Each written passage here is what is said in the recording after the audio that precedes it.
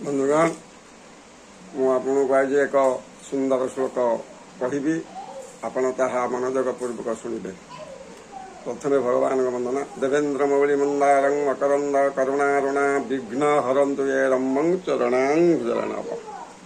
आपण आज कौन कले कौन हुए से बाबद मुझे आपन को कहि। पठते नास्ति मूर्खतम जपते नास्ति पातकम मौने नास्ति कलहम न च भय चापि जाग्रते। कौन कहले आउ थे शुणु। पठते नास्ति मूर्खत्वम जपते नास्ति पातकम मौने नास्ति कलहम न च भय च अपि जाग्रते।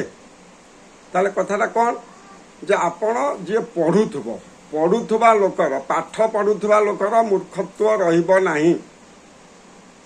जे जेते मनोयोग पूर्वक पाठ पढ़िब तार मूर्खत्व रहिबो नाही। जपते नास्ति पातकम जो लोक भगवान का नाम को भजन रटन कीर्तन करुथुब जप करुथुब ताहार पातक रहिबो नाही। जे सब बेले नीरव रहुथुब कौनसी कली कजियार अंशग्रहण करुनथुब ताहार कलित कलाल का सहित कहीं बाहब। तेणु से श्लोकाकार कहले जे मौने नास्ति कलहम न च भय च अपि जाग्रते। जाग्रत रहुथबा लोकर भय आसे नाही। बाट चलवा जदि अन्न मनस्क बल बाट चलवा ताने कंटा मारिबा काच मारिबा साप पर चढ़ी जावा।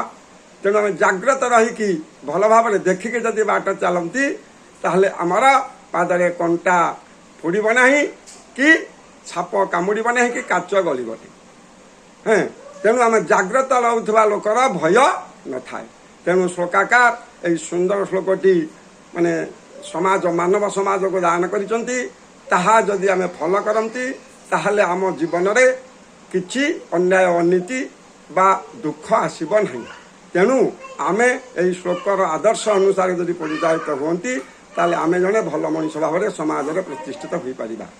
जदि आपन को श्लोकटी भल लगी थाए ताहले आपन निश्चित रूपे लाइक शेयर सब्सक्राइब करिया को भूलिबे नहीं। रहउची नमस्कार। जय जगन्नाथ जय जगन्नाथ जय जगन्नाथ।